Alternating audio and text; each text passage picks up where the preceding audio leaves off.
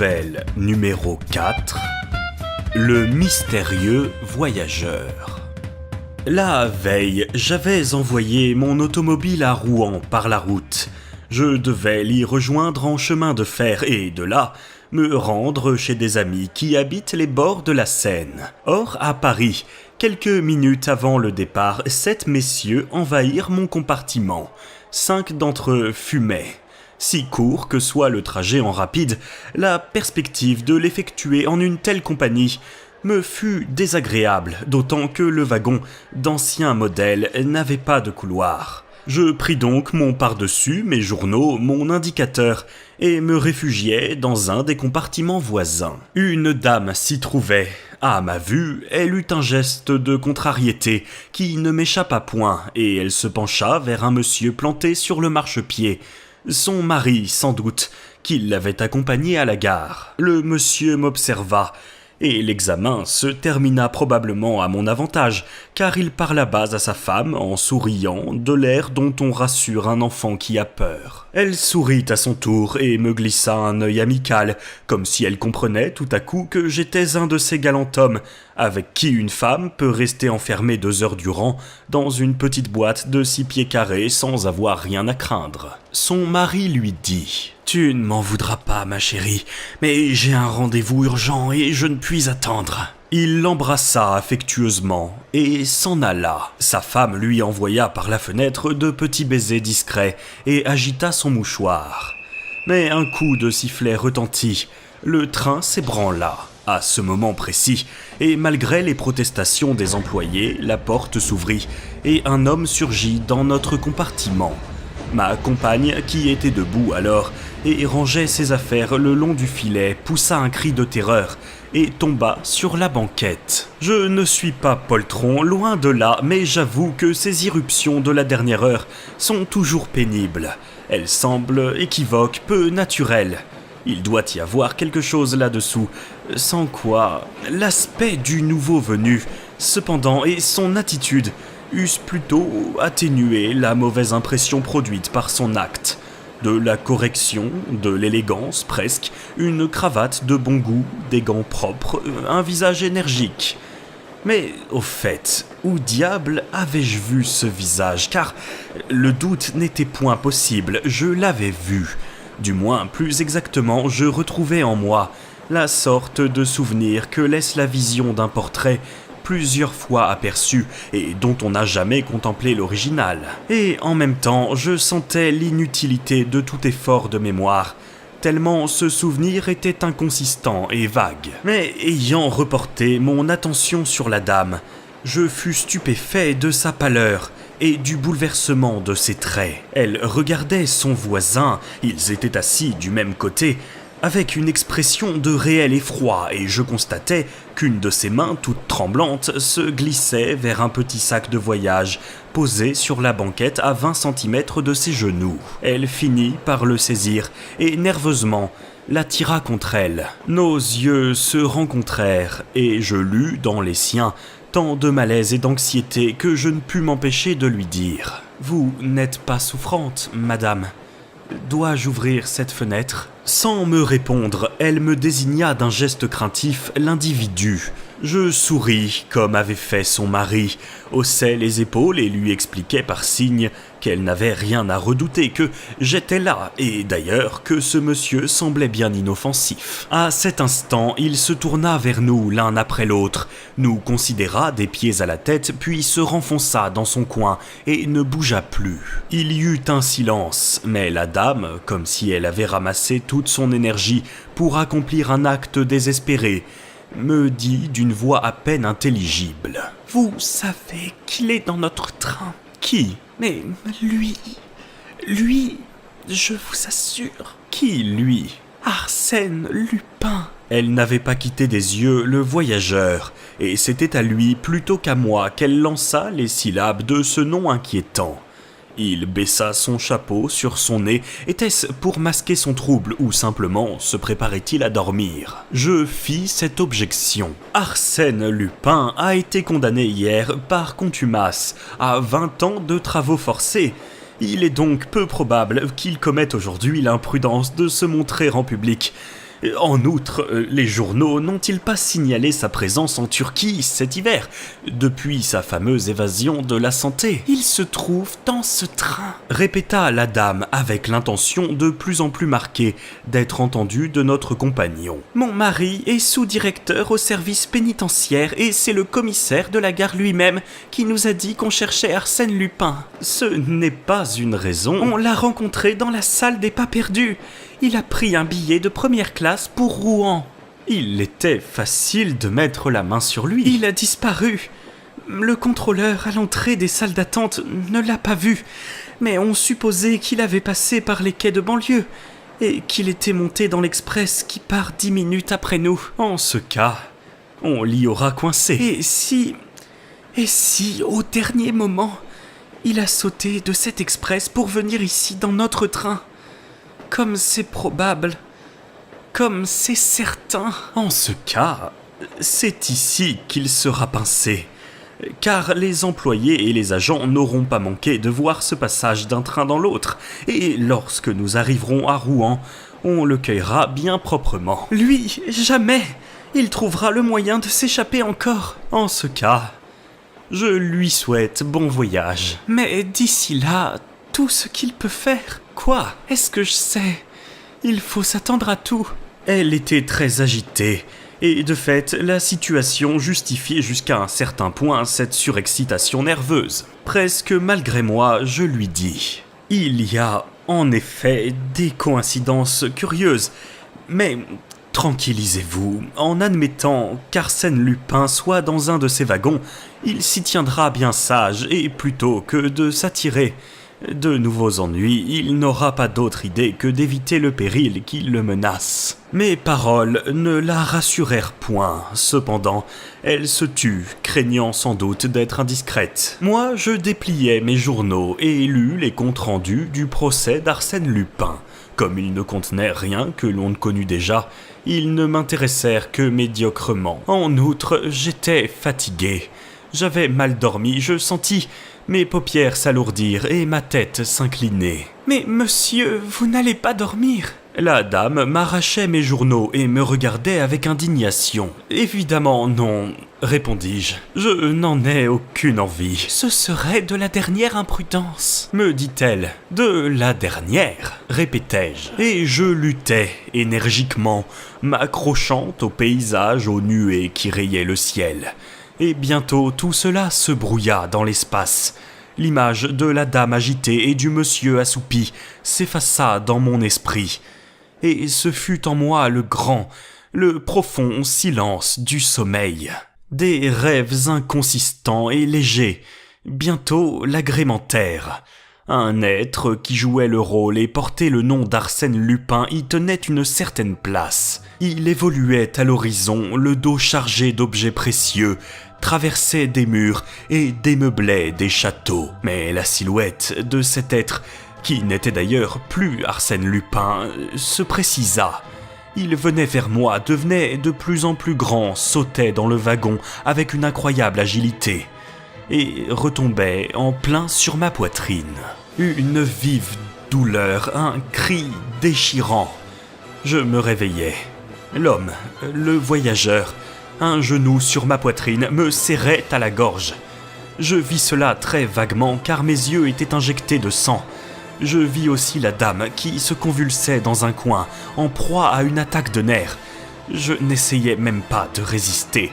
D'ailleurs, je n'en aurais pas eu la force, mes tempes bourdonnaient, je suffoquais, je râlais. 1 minute encore, et c'était l'asphyxie. L'homme dut le sentir. Il relâcha son étreinte. Sans s'écarter de la main droite, il tendit une corde où il avait préparé un nœud coulant, et d'un geste sec, il me lia les 2 poignets. En un instant, je fus garrotté, bâillonné, immobilisé, et il accomplit cette besogne de la façon la plus naturelle du monde, avec une aisance où se révélait le savoir d'un maître, d'un professionnel du vol et du crime. Pas un mot, pas un mouvement fébrile, du sang-froid et de l'audace. Et j'étais là, sur la banquette, ficelé comme une momie. Moi, Arsène Lupin. En vérité, il y avait de quoi rire. Et malgré la gravité des circonstances, je n'étais pas sans apprécier tout ce que la situation comportait d'ironique et de savoureux. Arsène Lupin roulait comme un novice, dévalisé comme le premier venu, car, bien entendu, le bandit m'allégea de ma bourse et de mon portefeuille. Arsène Lupin, victime à son tour, dupé, vaincu, quelle aventure! Restait la dame. Il n'y prêta même pas attention. Il se contenta de ramasser la petite sacoche qui gisait sur le tapis et d'en extraire les bijoux, porte-monnaie, bibelots d'or et d'argent qu'elle contenait. La dame ouvrit un œil tressailli d'épouvante, ôta ses bagues et les tendit à l'homme, comme si elle avait voulu lui épargner tout effort inutile. Il prit les bagues et la regarda. Elle s'évanouit. Alors, toujours silencieux et tranquille, sans plus s'occuper de nous, il regagna sa place, alluma une cigarette et se livra à un examen approfondi des trésors qu'il avait conquis, examen qui parut le satisfaire entièrement. J'étais beaucoup moins satisfait. Je ne parle pas des 12 000 francs dont on m'avait indûment dépouillé. C'était un dommage que je n'acceptais que momentanément et je comptais bien que ces 12 000 francs rentreraient en ma possession dans le plus bref délai, ainsi que les papiers fort importants que renfermait mon portefeuille. Projet, devis, adresse, liste de correspondants, lettres compromettantes. Mais pour le moment, un souci plus immédiat et plus sérieux me tracassait. Qu'allait-il se produire ? Comme bien l'on pense, l'agitation causée par mon passage à travers la gare Saint-Lazare ne m'avait pas échappé. Invité chez des amis que je fréquentais sous le nom de Guillaume Berla, et pour qui ma ressemblance avec Arsène Lupin était un sujet de plaisanterie affectueuse, je n'avais pu me grimer à ma guise et ma présence avait été signalée. En outre, on avait vu un homme se précipiter de l'express dans le rapide. Qui était cet homme, sinon Arsène Lupin, donc inévitablement, fatalement, le commissaire de police de Rouen prévenu par télégramme et assisté d'un nombre respectable d'agents se trouverait à l'arrivée du train, interrogerait les voyageurs suspects et procéderait à une revue minutieuse des wagons. Tout cela, je le prévoyais. Et je ne m'en étais pas trop ému, certain que la police de Rouen ne serait pas plus perspicace que celle de Paris, et que je saurais bien passer inaperçu. Ne me suffirait-il pas, à la sortie, de montrer négligemment ma carte de député, grâce à laquelle j'avais déjà inspiré toute confiance au contrôleur de Saint-Lazare ? Mais combien les choses avaient changé, je n'étais plus libre. Impossible de tenter un de mes coups habituels. Dans un des wagons, le commissaire découvrirait le sieur Arsène Lupin, qu'un hasard propice lui envoyait pieds et poings liés, docile comme un agneau, empaqueté, tout préparé. Il n'aurait qu'à en prendre livraison comme on reçoit un colis postal qui vous est adressé en gare, bourriche de gibier ou panier de fruits et légumes. Et pour éviter ce fâcheux dénouement, que pouvais-je entortiller dans mes bandelettes ? Et le rapide filait vers Rouen, unique et prochaine station, brûlait Vernon, Saint-Pierre. Un autre problème m'intriguait, où j'étais moins directement intéressé, mais dont la solution éveillait ma curiosité de professionnel. Quelles étaient les intentions de mon compagnon ? J'aurais été seul qu'il eût le temps à Rouen de descendre en toute tranquillité. Mais la dame... À peine la portière serait-elle ouverte, la dame si sage et si humble en ce moment crierait, se démènerait, appellerait au secours, et de là mon étonnement. Pourquoi ne la réduisait-il pas à la même impuissance que moi, ce qui lui aurait donné le loisir de disparaître avant qu'on se fût aperçu de son double méfait ? Il fumait toujours, les yeux fixés sur l'espace qu'une pluie hésitante commençait à rayer de grandes lignes obliques. Une fois cependant, il se détourna, saisit mon indicateur et le consulta. La dame, elle, s'efforçait de rester évanouie pour rassurer son ennemi. Mais des quintes de toux provoquées par la fumée démentaient cet évanouissement. Quant à moi, j'étais fort mal à l'aise et très courbaturé. Et je songeais, je combinais. Pont de l'Arche, Ouassel... Le rapide se hâtait, joyeux, ivre de vitesse. Saint-Étienne. À cet instant, l'homme se leva et fit 2 pas vers nous, ce à quoi la dame s'empressa de répondre par un nouveau cri et par un évanouissement non simulé. Mais quel était son but à lui? Il baissa la glace de notre côté. La pluie, maintenant, tombait avec rage, et son geste marqua l'ennui qu'il éprouvait à n'avoir ni parapluie ni par-dessus. Il jeta les yeux sur le filet, l'en-cas de la dame s'y trouvait. Il le prit. Il prit également mon par-dessus et s'en vêtit. On traversait la Seine. Il retroussa le bas de son pantalon, puis, se penchant, il souleva le loquet extérieur. Allait-il se jeter sur la voie? À cette vitesse, c'eût été la mort certaine. On s'engouffra dans le tunnel percé sous la côte Sainte-Catherine. L'homme entr'ouvrit la portière et, du pied, tâta la première marche. Quelle folie! Les ténèbres, la fumée, le vacarme, tout cela donnait à une telle tentative une apparence fantastique. Mais tout à coup, le train ralentit. Les Westinghouse s'opposèrent à l'effort des roues. En 1 minute, l'allure devint normale, diminua encore. Sans aucun doute, des travaux de consolidation étaient projetés dans cette partie du tunnel qui nécessitait le passage ralenti des trains, depuis quelques jours peut-être.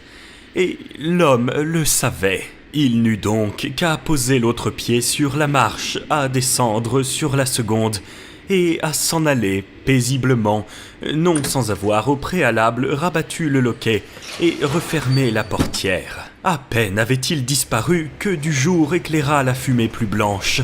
On déboucha dans une vallée, encore un tunnel et nous étions à Rouen. Aussitôt, la dame recouvra ses esprits et son premier soin fut de se lamenter sur la perte de ses bijoux. Je l'implorai des yeux. Elle comprit et me délivra du bâillon qui m'étouffait. Elle voulait aussi dénouer mes liens. Je l'en empêchai. Non, il faut que la police voie les choses en l'état. Je désire qu'elle soit édifiée sur ce gredin. Et si je tirais la sonnette d'alarme? Trop tard, il fallait y penser pendant qu'il m'attaquait. Mais il m'aurait tué. Ah, monsieur, vous l'avais-je dit qu'il voyageait dans ce train? Je l'ai reconnu tout de suite d'après son portrait. Et le voilà parti avec mes bijoux. On le retrouvera, n'ayez pas peur. Retrouver Arsène Lupin? Jamais. Cela dépend de vous, madame. Écoutez, dès l'arrivée, soyez à la portière et appelez. Faites du bruit. Des agents et des employés viendront. Racontez ce que vous avez vu en quelques mots. L'agression dont j'ai été victime et la fuite d'Arsène Lupin. Donnez son signalement. Un chapeau mou, un parapluie, le vôtre. Un par-dessus gris à taille, le vôtre, dit-elle. Comment le mien? Mais non, le sien, moi je n'en avais pas. Il m'avait semblé qu'il n'en avait pas non plus quand il est monté. Si, à moins que ce ne soit un vêtement oublié dans le filet. En tout cas, il l'avait quand il est descendu et c'est là l'essentiel. Un par-dessus gris, à taille, rappelez-vous. Ah, j'oubliais, dites votre nom dès l'abord. Les fonctions de votre mari stimuleront le zèle de tous ces gens. On arrivait, elle se penchait déjà à la portière. Je repris d'une voix un peu forte, presque impérieuse, pour que mes paroles se gravassent bien dans son cerveau. Dites aussi bien mon nom, Guillaume Berlat. Au besoin, dites que vous me connaissez, cela gagnera du temps. Il faut qu'on expédie l'enquête préliminaire. L'important, c'est la poursuite d'Arsène Lupin. Vos bijoux. Il n'y a pas d'erreur, n'est-ce pas? Guillaume Berlat, un ami de votre mari. Entendu, Guillaume Berlat. Elle appelait déjà et gesticulait. Le train n'avait pas stoppé qu'un monsieur montait, suivi de plusieurs hommes. L'heure critique sonnait. Haletante, la dame s'écria. Arsène Lupin! Il nous a attaqués. Il a volé mes bijoux. Je suis Madame Renaud. Mon mari est sous-directeur des services pénitentiaires. Ah, tenez, voici précisément mon frère, Georges Ardel, directeur du Crédit Rouennais. Vous devez savoir... Elle embrassa un jeune homme qui venait de nous rejoindre et que le commissaire salua et elle reprit, éplorée. Oui, Arsène Lupin, tandis que monsieur dormait et il s'est jeté à sa gorge. Monsieur Berlat, un ami de mon mari. Le commissaire demanda. Mais où est-il, Arsène Lupin? Il a sauté du train sous le tunnel, après la Seine. Êtes-vous sûr que ce soit lui? Si j'en suis sûr, je l'ai parfaitement reconnu. D'ailleurs, on l'a vu à la gare Saint-Lazare. Il avait un chapeau mou. Non, pas un chapeau de feutre dur, comme celui-ci. Rectifia le commissaire en désignant mon chapeau. Un chapeau mou, je l'affirme, répéta Madame Renaud. Et un pardessus gris à taille. En effet, Murmura le commissaire. le télégramme signale ce pardessus gris, à taille et à col de velours noir. À col de velours noir, justement, s'écria Madame Renaud, triomphante. Je respirais. Ah, la brave, l'excellente amie que j'avais là. Les agents, cependant, m'avaient débarrassé de mes entraves. Je me mordis violemment les lèvres, du sang coula. Courbé en deux, le mouchoir sur la bouche, comme il convient à un individu qui est resté longtemps dans une position incommode et qui porte au visage la marque sanglante du bâillon, je dis au commissaire d'une voix affaiblie. « Monsieur, c'était Arsène Lupin, il n'y a pas de doute. En faisant diligence, on le rattrapera. Je crois que je puis vous être d'une certaine utilité. » Le wagon qui devait servir aux constatations de la justice fut détaché. Le train continua vers Le Havre. On nous conduisit vers le bureau du chef de gare, à travers la foule de curieux qui encombrait le quai. À ce moment, j'eus une hésitation. Sous un prétexte quelconque, je pouvais m'éloigner, retrouver mon automobile et filer. Attendre était dangereux. Qu'un incident se produisit, qu'une dépêche survint de Paris, et j'étais perdu. Oui, mais mon voleur, abandonné à mes propres ressources dans une région qui ne m'était pas très familière, je ne devais pas espérer le rejoindre. Bah, tentons le coup, me dis-je, et restons. La partie est difficile à gagner, mais si amusante à jouer. Et l'enjeu en vaut la peine. Et comme on nous priait de renouveler provisoirement nos dépositions, je m'écriai. « Monsieur le commissaire, actuellement Arsène Lupin prend de l'avance. Mon automobile m'attend dans la cour, si vous voulez me faire le plaisir d'y monter. Nous essaierions... » Le commissaire sourit d'un air fin. « L'idée n'est pas mauvaise, si peu mauvaise même, qu'elle est en voie d'exécution. Ah, oui, monsieur, 2 de mes agents sont partis à bicyclette, depuis un certain temps déjà. mais où ? À la sortie même du tunnel. Là, ils recueilleront les indices, les témoignages, et suivront la piste d'Arsène Lupin. » Je ne pus m'empêcher de hausser les épaules. Vos 2 agents ne recueilleront ni indices, ni témoignages. Vraiment? Arsène Lupin se sera arrangé pour que personne ne le voie sortir du tunnel. Il aura rejoint la première route et... de là... Et de là à Rouen, où nous le passerons. Il n'ira pas à Rouen. Alors il restera dans les environs, où nous sommes encore plus sûrs. Il ne restera pas dans les environs. Oh, oh, et où donc se cachera-t-il? Je tirai ma montre. À l'heure présente, Arsène Lupin rôde autour de la gare de Darnétal. À 10h50, c'est-à-dire dans 22 minutes, il prendra le train qui va de Rouen, gare du Nord, à Amiens. Vous croyez? Et comment le savez-vous? Oh, c'est bien simple. Dans le compartiment, Arsène Lupin a consulté mon indicateur. Pour quelle raison y avait-il, non loin de l'endroit où il a disparu, une autre ligne, une gare sur cette ligne et un train s'arrêtant à cette gare? À mon tour, je viens de consulter l'indicateur. Il m'a renseigné. En vérité, monsieur, dit le commissaire, c'est merveilleusement déduit. Quelle compétence! Entraîné par ma conviction, j'avais commis une maladresse en faisant preuve de tant d'habileté. Il me regardait avec étonnement et je crus sentir qu'un soupçon l'effleurait. Oh, à peine, car les photographies envoyées de tous côtés par le parquet étaient trop imparfaites, représentaient un Arsène Lupin trop différent de celui qu'il avait devant lui pour qu'il lui fût possible de me reconnaître. Mais tout de même, il était troublé, confusément inquiet. Il y eut un moment de silence. Quelque chose d'équivoque et d'incertain arrêtait nos paroles. Moi-même, un frisson de gêne me secoua. La chance allait-elle tourner contre moi ? Me dominant, je me mis à rire. Mon Dieu, rien ne vous ouvre la compréhension comme la perte d'un portefeuille et le désir de le retrouver. Et il me semble que si vous vouliez bien me donner 2 de vos agents, eux et moi, nous pourrions peut-être... « Oh, je vous en prie, monsieur le commissaire !» s'écria madame Renaud. « Écoutez, monsieur Berla !» L'intervention de mon excellente amie fut décisive. Prononcée par elle, la femme d'un personnage influent, ce nom de Berla devenait réellement le mien et me conférait une identité qu'aucun soupçon ne pouvait atteindre. Le commissaire se leva. « Je serais trop heureux, monsieur Berla, croyez-le, de vous voir réussir.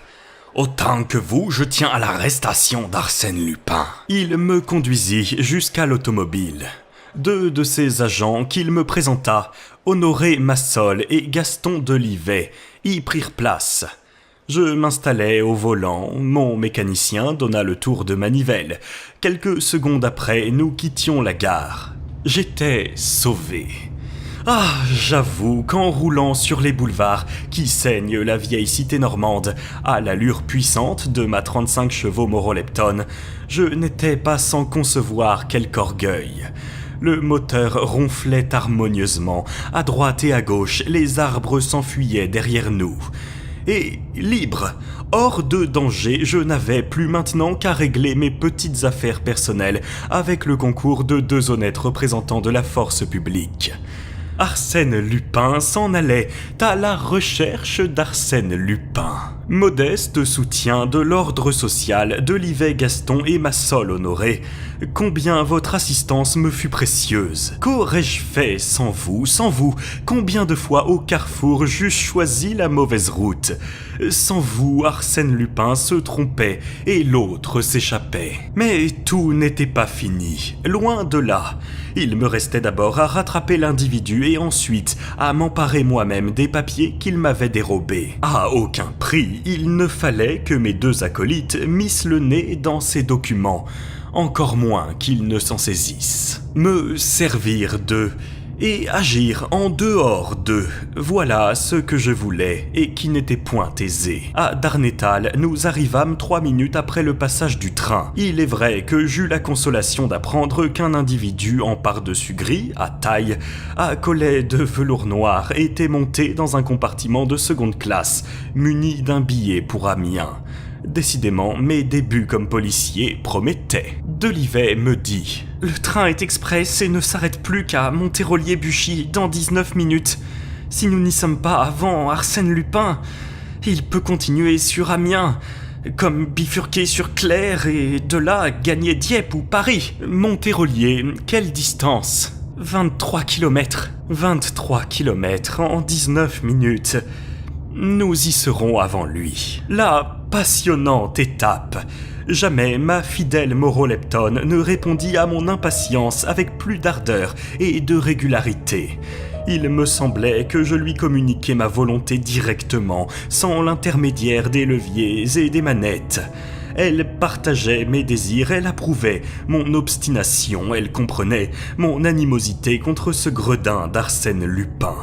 Le fourbe, le traître, aurais-je raison de lui? Se jouerait-il une fois de plus de l'autorité, de cette autorité dont j'étais l'incarnation? « À droite !» criait Delivet. « À gauche !» Tout droit. Nous glissions au-dessus du sol. Les bornes avaient l'air de petites bêtes peureuses qui s'évanouissaient à notre approche. Et tout à coup, au détour d'une route, un tourbillon de fumée. L'Express du Nord. Durant 1 kilomètre, ce fut la lutte, côte à côte, lutte inégale dont l'issue était certaine. À l'arrivée, nous le battions de 20 longueurs. En 3 secondes, nous étions sur le quai, devant les 2e classes. Les portières s'ouvrirent, quelques personnes descendaient. Mon voleur, point. Nous inspectâmes les compartiments. Pas d'Arsène Lupin.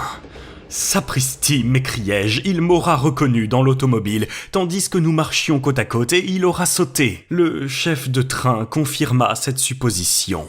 Il avait vu un homme qui dégringolait le long du remblai, à 200 mètres de la gare. « Tenez, là-bas, celui qui traverse le passage à niveau. » Je m'élançai, suivi de mes 2 acolytes. ou plutôt suivi de l'un d'eux car l'autre, Massol, se trouvait être un coureur exceptionnel, ayant autant de fond que de vitesse. En peu d'instants, l'intervalle qui le séparait du fugitif diminua singulièrement. L'homme l'aperçut, franchit une haie et détala rapidement vers un talus qu'il grimpa. Nous le vîmes encore plus loin. Il entrait dans un petit bois. Quand nous atteignîmes le petit bois, Massol nous y attendait. Il avait jugé inutile de s'aventurer davantage dans la crainte de nous perdre. « Et je vous félicite, mon cher ami, lui dis-je. Après une pareille course, notre individu doit être à bout de souffle. Nous le tenons. » J'examinais les environs tout en réfléchissant aux moyens de procéder seul à l'arrestation du fugitif, afin de faire moi-même des reprises que la justice n'aurait sans doute tolérées qu'après beaucoup d'enquêtes désagréables. Puis je revins à mes compagnons. Voilà, c'est facile.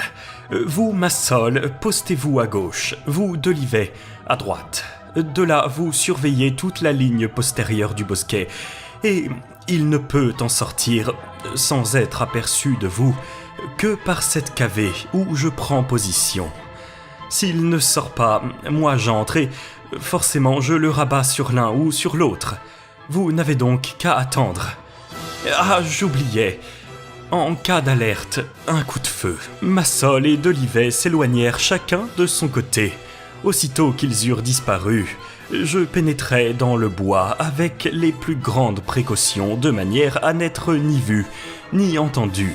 C'étaient des fourrés épais, aménagés pour la chasse et coupés de sentes très étroites, où il n'était possible de marcher qu'en se courbant comme dans des souterrains de verdure. L'une d'elles aboutissait à une clairière où l'herbe mouillée présentait des traces de pas. Je les suivis en ayant soin de me glisser à travers les taillis.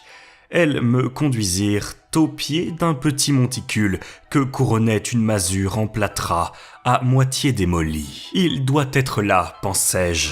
L'observatoire est bien choisi. Je rampais jusqu'à proximité de la bâtisse. Un bruit léger m'avertit de sa présence et, de fait, par une ouverture, je l'aperçus qui me tournait le dos. En deux bonds, je fus sur lui. Il essaya de braquer le revolver qu'il tenait à la main. Je ne lui en laissais pas le temps et l'entraînais à terre de telle façon que ses deux bras étaient pris sous lui, tordus, et que je pesais de mon genou sur sa poitrine. « Écoute, mon petit, lui dis-je à l'oreille, je suis Arsène Lupin.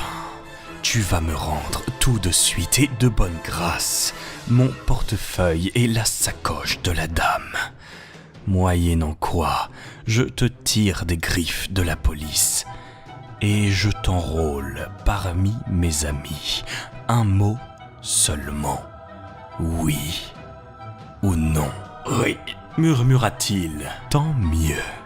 Ton affaire ce matin était joliment combinée. On s'entendra. Je me relevai.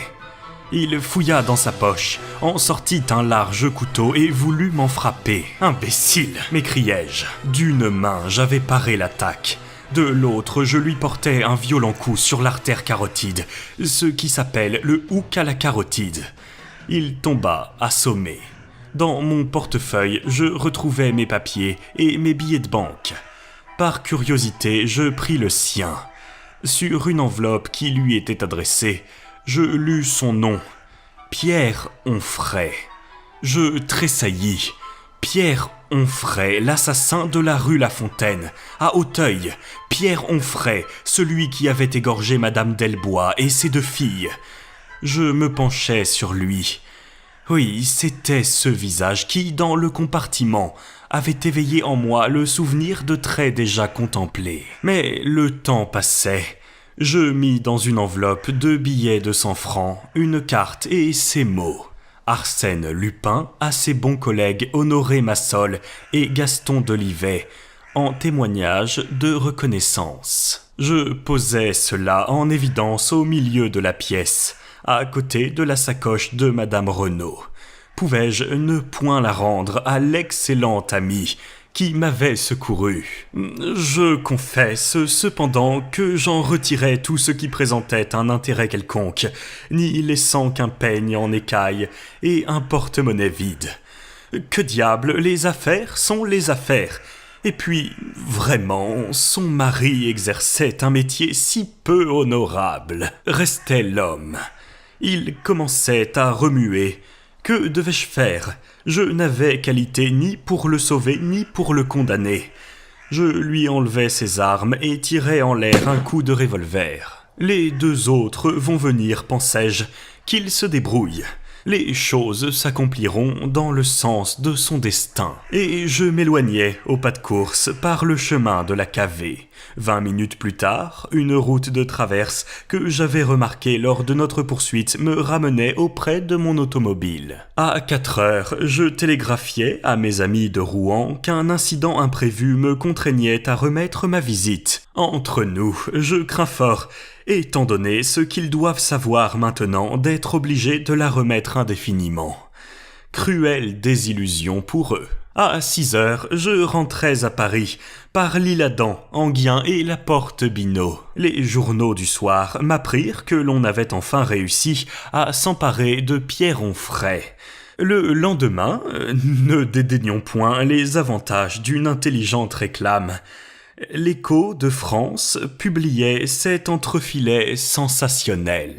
Hier, aux environs de Buchy, après de nombreux incidents, Arsène Lupin a opéré l'arrestation de Pierre Onfray. L'assassin de la rue La Fontaine venait de dévaliser, sur la ligne de Paris au Havre, Madame Renaud, la femme du sous-directeur des services pénitentiaires. Arsène Lupin a restitué à Madame Renaud la sacoche qui contenait ses bijoux et a récompensé généreusement les 2 agents de la sûreté qui l'avaient aidé au cours de cette dramatique arrestation.